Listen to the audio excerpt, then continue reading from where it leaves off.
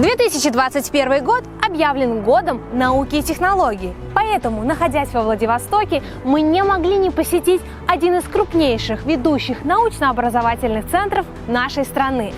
Дальневосточный федеральный университет – это академический форпост нашей страны в Азиатско-Тихоокеанском регионе.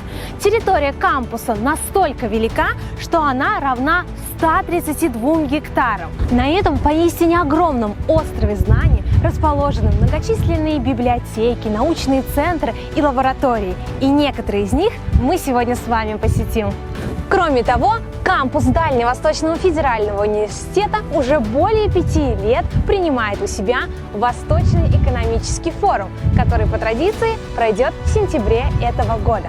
Только представьте, в 2019 году более 6,5 тысяч представителей бизнеса из 65 стран мира приняли участие в деловой программе форума.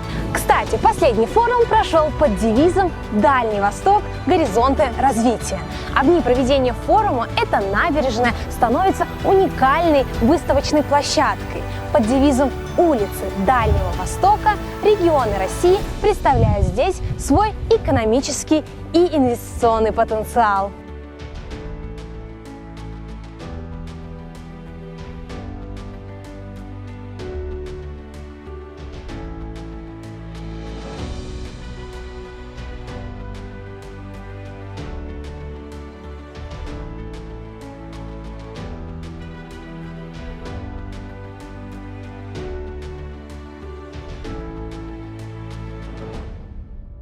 Здравствуйте! Мы находимся сейчас в лаборатории пленочных технологий ДФУ. И сейчас вот мы напротив установки Omicron, немецкой установки. Это сверхвысоковакуумная камера, даже комплекс камер, с помощью которых можно получать тонкие пленки, настолько тонкие, ну, можно сказать, толщиной в несколько атомных слоев. И вот сейчас, прямо видите, идет работа. Ребята в данный момент работают на сканирующем туннельном микроскопе, загружают образец. Сканирующий туннельный микроскоп – это прецизионный микроскоп, который позволяет именно регистрировать рельеф наших тонких пленок с атомарной точностью.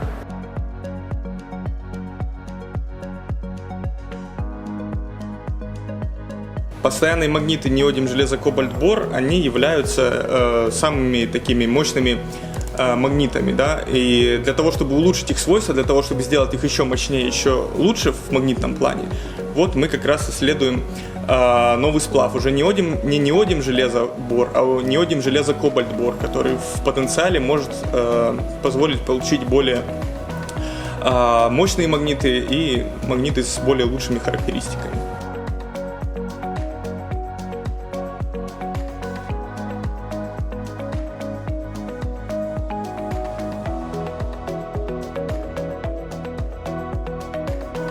В ноябре 2020 года постановлением правительства Российской Федерации был создан 4-й инновационно-научно-технологический центр на острове Русский. Сейчас мы находимся в лаборатории, которая является одним из ведущих направлений деятельности у нас в университете и станет прототипом для одного из серьезных направлений научной деятельности НТЦ – биотехнологии. И в рамках биотехнологии вместе с ведущими учеными мира, технологическими предпринимателями, студентами, научными сотрудниками мы будем делать инновационные разработки и внедрять их на глобальные рынки АТР. В настоящее время мы создаем пилотную площадку на базе университета, где уже будущие наши резиденты инновационно-научно-технологического центра «Русский» будут создавать свои первые прототипы и делать первые партии инновационных продуктов на территории ИНТЦ.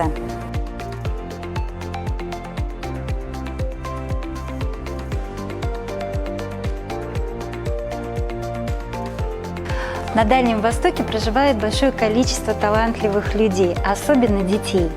Университет поддерживает среду развития наших ребят. Мы проводим огромное количество учебно-тренировочных сборов по математике, по физике, по биологии, по химии.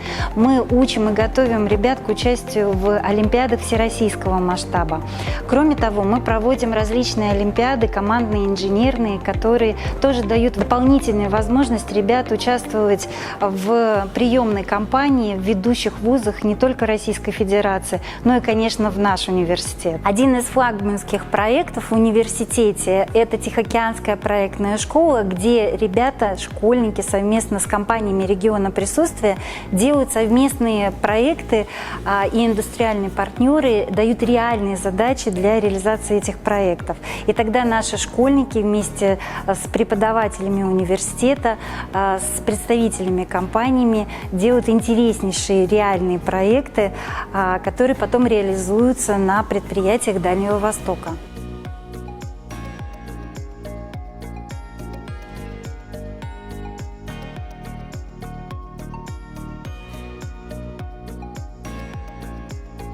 Мы находимся на национальном полигоне компании Ростелеком-Солар. В данный момент у нас проходит мастер-класс по оценке защищенности у студентов компьютерной безопасности первого курса.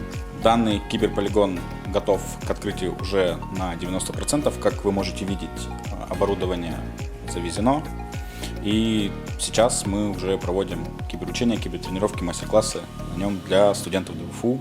Благодаря нашему полигону у студентов есть возможность попробовать свои силы в оценке защищенности, то есть проверить на виртуальной инфраструктуре непосредственно хосты по сегментам сети, то есть это корпоративный сегмент, АСУТП, ДМЗ-сегмент.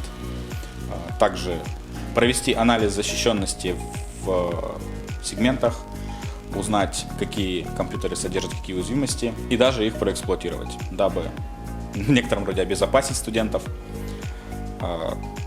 И используется наша инфраструктура. То есть это полноценная сеть предприятия, но виртуальная. То есть по техническим каким-то параметрам и данным она абсолютно идентична реальным сетям, но позволяет делать то, что, скажем так, в реальных сетях запрещено законом. В данном дизайн-центре мы занимаемся разработкой электроники, а также разработкой микрочипов. В данный момент производится разработка проекта RFID-считывателя на базе отечественного микроконтроллера, а также второй проект – это отечественный микроконтроллер на базе RISC-V. В целом мы занимаемся разными разработками, то есть у нас команда 4 человека, нам дают разные задачи с главной компании, мы занимаемся какими-то проектами вчетвером, то есть у нас есть, помимо, есть программисты, есть дизайнеры электроники и есть те, кто разводит печатные платы. И отдельно есть те, кто разрабатывают именно дизайн микрочипов.